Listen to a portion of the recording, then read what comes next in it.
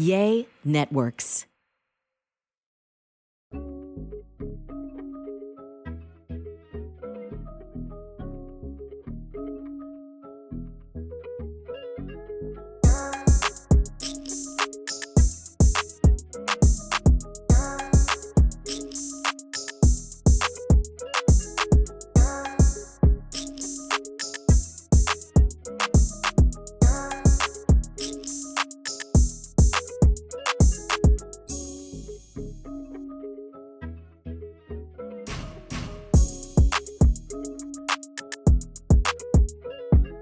What is up to Beyond the Show? This is your boy Cornelius Lindsey, and here we go again. Before I begin, is it me, or does it feel like we're all in the episode of The Office, and Michael Scott has left, and now Robert California has taken over Dunder Mifflin, and you look at the show and it's just like, it's not the same anymore. You didn't really like Michael, but you really miss him. It's like, what are we living in? What are we living in? My goodness, it's almost like The Office. I mean, The Office is my favorite show in the entire world. I watch the show forever and ever. But it was just never good after Michael Scott left. It was just really never good. I don't care who took over. Even when Andy took over, it was just like, what the heck is this? Almost feels like Andy's in charge now. I don't know. It's just, it's really weird. But nevertheless, we're back, and I am going to be taking some of your questions. So we're going to just jump right into this, man. I'm actually recording this outside right now. So you might hear some birds and stuff in the background, but we're going to make this thing happen, get it popping. I am traveling right now. So we're just going to do it how we do it. So let's make this thing happen. So first question I have, oh God, of course you're going to ask me about this. Based upon the recall election, it looks like Governor Newsom is going to win. What are your thoughts? So what they're referring to there was a GOP backed, a governor recall in the state of California. The state of California is one of the few states where a governor can be recalled if they have a certain number of signatures. They were able to get a certain number of signatures. The reason why I called it a GOP, or the Grand Old Party, or the Republican Party backed, is because there were most Republicans who supported the backing of recalling Governor Newsom, even though there were some independents and Democrats who came in to agree with that as well. Nonetheless, you're listening to this right now, and the election has already happened, and Governor Newsom did win. So it didn't even matter who else was running against him. The way the recall election worked, you had to vote. After you first you had to vote yes or no. So you had to vote to either recall him or not to recall him. And then if you voted yes to recall him, then whomever the other contenders were, whomever the top contender is in that, you would then vote for them, and then that person would ultimately become governor. But in this case, it didn't even matter who ran against him, because most of the people voted no, that he should not be recalled. So, that's really where we are right now, guys. It's where we are. The election has happened. Governor Newsom, he is still the governor of the state of California. And, it's just one of those things. It has happened. The election has taken place, and we kind of move forward. Now, here's where the line gets really sticky here. And why does it feel like the helicopter is flying right over me at this particular time? Were y'all looking for somebody? Like, what the freak is up with y'all? But nonetheless, this is where it gets really sticky. And this comes into play when people start talking about, okay, I hear what you're saying, Cornelius, but the election was stolen. And here's the part where I want to interject some wisdom that I believe we need to employ. Okay. Whether or not you believe an election was stolen, like if you believe that Donald Trump's election was stolen, whomever, whether or not you believe it, I want you to understand the danger behind those words in many settings, in many circumstances. Okay. What we do when you espouse that type of that type of understanding, I know in your private conversation, it's something that you may say, but what happens is that now what we're having we are degrading the office itself. So we're really getting to that point in America where we don't believe that anybody is going to win fair and square. that if a Republican wins, the Democrats can easily say that the election was stolen.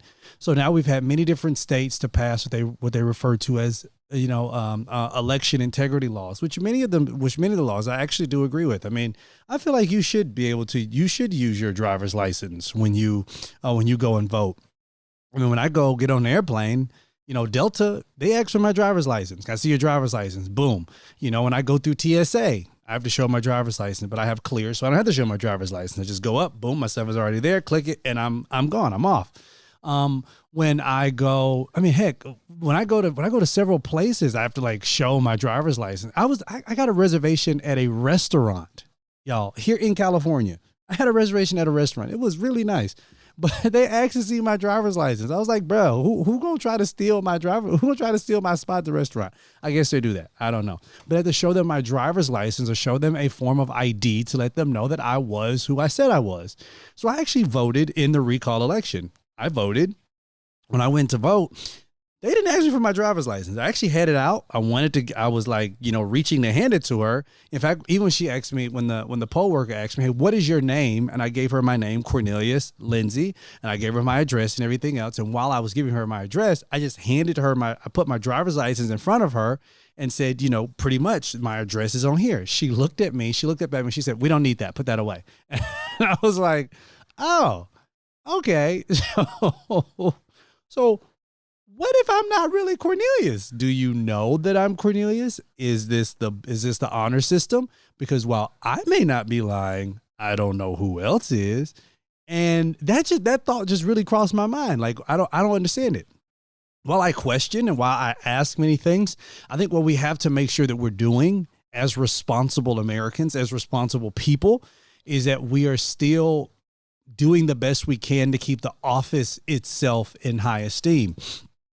I hear people, they'll say, well, Joe Biden's not my president. Well, I mean, in actuality, he is. You may not like his politics. You may not even like him as a person, but he's still your president. Because what happened was when Donald Trump became president, a lot of people wouldn't even refer to him as president or even say his name. They would say 45.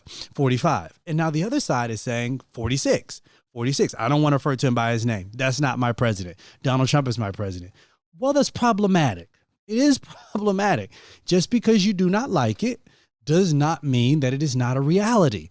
And living in a false reality is dangerous. And then espousing that type of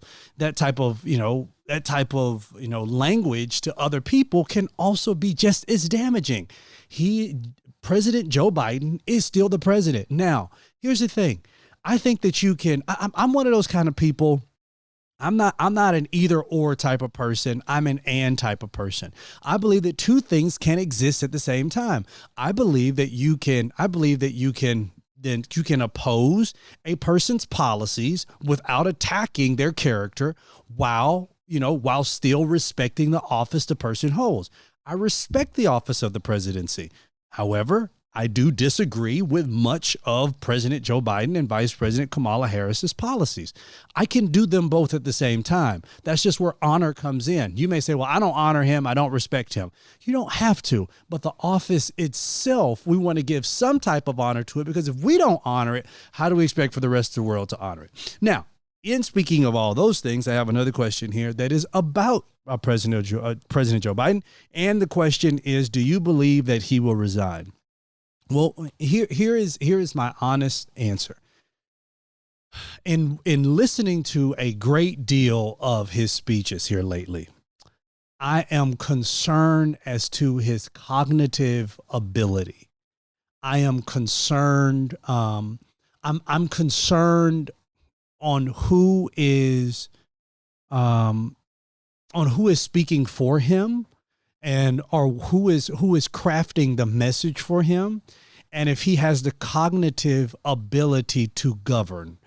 And this is simply based on what I have seen in many of his speeches. And if you have not seen it, I would encourage you to just go YouTube. You can YouTube Joe Biden speeches, and I'm quite sure they're all going to populate and pop up. You can probably even hashtag Joe Biden speeches on Instagram and Twitter, and you're going to probably find a lot of them. Now, I have friends who are Democrats, and I have friends who are Republicans. I have friends who are independents, and they all say the same thing. They're like, I don't know if this man can keep doing this. I'm concerned as to his cognitive ability. I'm not a long way off from saying that this right here is becoming elder abuse. I'm like, who doing this? Who moving the strings? You know, who got my mans out here like this, yo? Who got my mans out here? I'm concerned. That's all I'm saying. I'm concerned. So do I believe that he is going to resign? I think that, you know, giving his cognitive ability, you know, I'm not his doctor. I have not seen him up close. I don't know to his cognitive nature up close. I don't know if he is fully aware. Sometimes like he's not. He just kind of wanders off sometimes. Like we don't really know what's going on. And then sometimes when he says things like, they told me not to talk, or they told me I can't talk, I'm like, I don't know, because now I'm really asking myself the question, who is they? And who gonna tell the leader of the free world not to talk? I know if you told me not to talk, I'm like, you work for me. I don't work for you. You don't tell me what to do. Like, you know, at this point, I don't want a president who has handlers, is what I'm saying. I don't want a president who has handlers. I want a president who can stand for himself and say, boom, this is what it is. It's how I feel. This is what this is. I'm going to answer your questions, answer this. And I'm not saying answer everything, but I am saying that I want a president who is actually in charge. And I'm concerned as to his cognitive health. So with that being said, it may be in the best interest for President Joe Biden to retire or to resign if that is the case. Now, you know, the next thing comes up with, then you'll have President Kamala Harris. And so, you know, here's the thing. Even when VP Harris, when she ran for president, she was not extremely popular. And I think many people were able to kind of see through the bullcrap because you really didn't know who she was, you know? I think that she is probably an avid campaigner. Giving the fact that she was an attorney, I believe that she could find a way to kind of get her words right. Even though I think that whomever is doing PR for her, whomever is like, you know, doing her image, whatever it is, like, I hope she fires them like immediately because they're just not doing her right. I don't feel like they're doing like even the places where she's going to, the timing of the places she's going to, you know, the laughs that she gives and all those different things during meetings or doing interviews and stuff like that. It's just like somebody has to be around her to say, no, baby. We can't keep doing this. We can't keep doing this. But given even, you know, here recently in the past couple of days, I've seen that President Joe Biden's approval ratings have dipped down into the 30s. Many people are saying that his presidency is just Jimmy Carter 2.0. Given that, you know, if it continues to go like this, it can be like Jimmy Carter 8.0. I mean, you even highlight, and I want to kind of skip down. So the fifth question right here is talking about Afghanistan and my thoughts on Afghanistan. Listen, you know, what has happened right now, or what is happening right now in Afghanistan, I think is a huge problem. I do not think that this is progressive. Again, I'm not an either or person. I'm an and person. I believe that we can be both equally excited that this 20-year war in Afghanistan is ultimately over. The only thing that I question is, so we spent 20 years over there for what? Like, you know, we had brave men and women, some young, some older, who went over and risked and gave their lives in Afghanistan for 20 years. And I mean, I have friends who personally went and served in Afghanistan, stayed there for years. And so the question that I ask is, what did we give? What was the accomplishment? What did we ultimately what did we ultimately walk away with? Did we walk away with anything that was substantial? Did we walk away with anything that we could really put our foot down and say, man, we had blah? I don't see that, y'all. I don't see that. And so I'm really concerned. I'm concerned that there are billions of dollars worth of American equipment. Now, here's the thing. This is brand new equipment. When President Trump, I want you to remember President Trump as president, what was one of his mottos? It was America first. And one of the things that he wanted to build back is he wanted to build back up our military. Remember, he talked about that when he was just a potential candidate. Ultimately, when he got the Republican nomination, he hit that strong. He said we have to build back up the military. Remember that the whole speech was build back up the military. We want to build back up, build up veteran affairs with the VA and blah blah blah. So he was talking about building back up the military. So one of his objectives was to build back up the military. So we needed more tanks. We needed better jets. We need better guns. We need all these things. So with all the production of all of these new guns, new tanks, new everything, now they're just kind of left in Afghanistan. And so billions of dollars worth of equipment, taxpayer dollars that are just kind of left there, put into the hands of the enemy. Now, in my opinion, I feel like you can equate it to if I'm sitting down in a house and I say, I'm buying up all these guns. And I'm keeping my neighbors from coming in and getting them. So I'm buying all this equipment so my neighbors won't pretty much take me over, okay? And just so I can protect myself. And then the neighbors say, hey, I'm going to come over and take over. So the neighbors come over and I say, okay, I'm going to leave. When I leave, I'm not leaving my guns, because then that gives my neighbors ammunition to be able to hurt me if I were to ever try to come back to my place of occupation.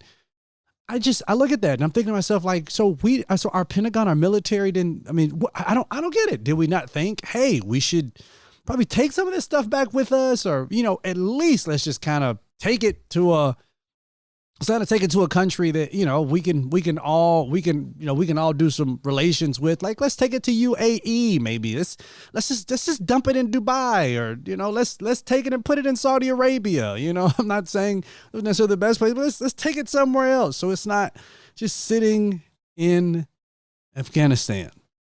But now the Taliban is now in control. And now I think the other frustrating thing is that it gets extremely frustrating when we hear people saying, well, we want the Taliban to be moderate in their rule, which means that we want the Taliban to make sure that they put women in charge of government, and women can have this and women can have that, which, granted, yes. But are we missing the entire thing here, that the Taliban is now in charge of Afghanistan? And do we just settle in this? Do we just settle here? Is this a place where we just kind of settle in? And here's the other thing: who's responsible?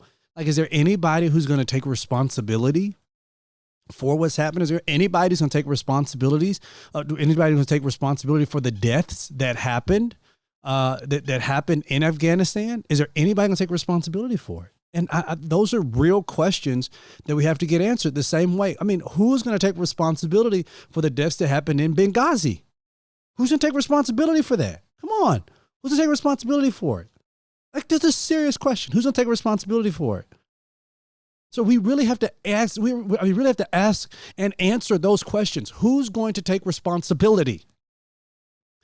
Because really nobody's taking responsibility. President Joe Biden, he says in his own words, he said, I bear no responsibility. Well, who the heck does? You're the president of the freaking United States of America. Who's going to take responsibility? I guarantee you, I don't care what your feelings are towards former President Trump. I don't care what your feelings are towards him. I guarantee you, if Donald Trump was president right now, they would impeach him again. They would impeach him again. Now, let's go back. Even talking about vaccines, okay? Let's talk about vaccines for just a moment. Going back, when President Trump, when Donald Trump was president, Donald Trump came out and said, "Hey, we've been talking. We have the vaccines. The vaccines work. We're going to get everybody jabbed. We're going to do it. Blah blah blah." The word from the Democratic Party was, we will not trust it. We will not comply. I will not trust anything that comes from Donald Trump. I do not trust it. I do not trust it. I do not trust it. I do not trust it. I won't comply. You look at people like Joy Reid, who's on MSNBC. Look at her past tweets. She said, I'm not going to support and I'm not going to take a vaccine that is supported by President Donald Trump. I'm not going to support it. You look at many other liberal pundits and many other people in the Democratic Party who were objecting, who were questioning the validity of the vaccine because Donald Trump was president. And now we have pretty much the same. We have the same CDC The same companies, Moderna, Johnson and Johnson, the same companies who were in charge with the vaccine rollout with President Trump are the same companies who's in charge now. The only thing that changed was the president. So now we have to mandate it, and now it's like, now it's something that, why should you question it? Well, let's keep the same energy. I mean, can we not question the validity of something if we don't believe it, the same way that many other liberal pundits question the validity of it? Are we not entitled to that same right? Are people not entitled to that same right, to that same right? There are many people who would not, who said, I will not take the vaccine, not because of any other thing, only because they didn't trust President Trump. And now you have the same thing, but on the other side. But if you notice, the people who are in power, the people who are in rule, they have the power to mandate. They have the power to authorize and mandate what will happen and what won't happen. And then to ultimately put as much pressure on people to conform to their rule of thumb. Again, I am not an either or type person. I'm more of an and. I believe that somebody could be pro-vaccine, but anti-mandate. We have freedom, and the freedom that we have should give us the liberty to begin to make choices for what we choose to do, especially with our body. If a woman is given the choice of whether or not she wants to terminate a life in her womb, then a man or a woman or a child should be given a right of whether or not they want to inject themselves with anything. And here's the thing.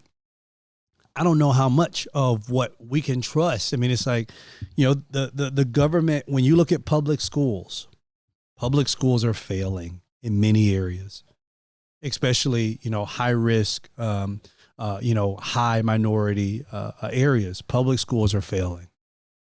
These are things. These are government sponsored, government ran. A government curriculum based schools. And you look at the FDA. I want you to just go out and Google the countries that are the foods and the additives and everything else in our food that is approved here in America, but is not approved in other countries around the world. So while we as Americans, we can always say, oh, you live in a third world country, they could be eating better than we are. Because we have people around here who eat ho-hos and yo-yos and donuts. And they're like, well, we don't even bring that stuff into our country because we know it's killing our people. And we don't want to just kill our people. We look and we say, well, we want to be in America where we need health care. Well, we probably need as much health care as we need because, I hate to say this, but being sick, that's y'all, sickness is wealth for people. They're going to make more money keeping us sick than they are going to have us, than to have us healthy. I mean, you look at the world today, it's like, shoot, I mean, they want us to be sick. Why? Pharmaceutical industry, they want us to be sick. Why? So they can continue to pour in more money into the pharmaceutical industry, to going after pills. And I mean, look at most of the commercials nowadays. They have a pill for everything. They got a pill, they got a pill to work out, the lungs. They got a pill for your blood. They got a pill for this. Now you got a pill to keep your dick hard. I mean, it's like pills. And it's just like, but what about the foods that we're eating? What about this? What about that? I was driving down the street the other day and I legit saw something. I saw a sign that said lose weight. And then this is what it said. It said no diet, no exercise. It was no diet, no exercise, and no something else. It was like, all you have to do is just take this pill. And I thought, if this ain't the Matrix, I'm like, what in the haberdashery in 1984 is this? So you don't have to diet. You don't have to exercise. Heck, you ain't got to do nothing. All you got to do is take a pill. And I'm wondering, what is that pill doing to you long term? Because nothing inside of you changed. Nothing inside of you changed. None of your eating habits changed. So you're still eating crap. And then what? You eat crap and then, I guess you start losing some weight, I guess. I mean, I don't know. I go back to my main point. feel like I'm stuck in an episode of The Office, and Robert California is currently the leader of Dunder Mifflin. Or Sabre.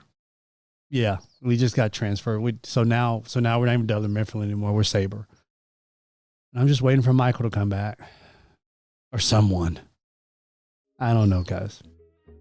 But I will say this. If you are a believer, and what I mean by that is if Jesus Christ is your Lord and your Savior, I will tell you this. An eternal perspective will never bow the knee at temporary circumstances. What that means is that because we believe in the only living and true Savior, we can always have the hope for tomorrow, that this is not our tomorrow. That no matter what happens, whether we like it or we don't, whether we agree or we disagree, our responsibility as believers is one thing. It is not to debate.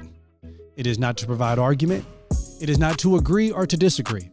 Our responsibility as believers is singular. It is to love, to be charitable, and to make sure that we share the only good news that people need today. And today, with depression on the rise, with suicide all around us, we need more than anything, for the believers to stand up and to share the good news. If we don't be the light in the dark, who will be? This is Cornelius Lindsey. I appreciate you joining me for today's episode, To Be Honest. Make sure you share it with your friends and also make sure you subscribe. God bless you all.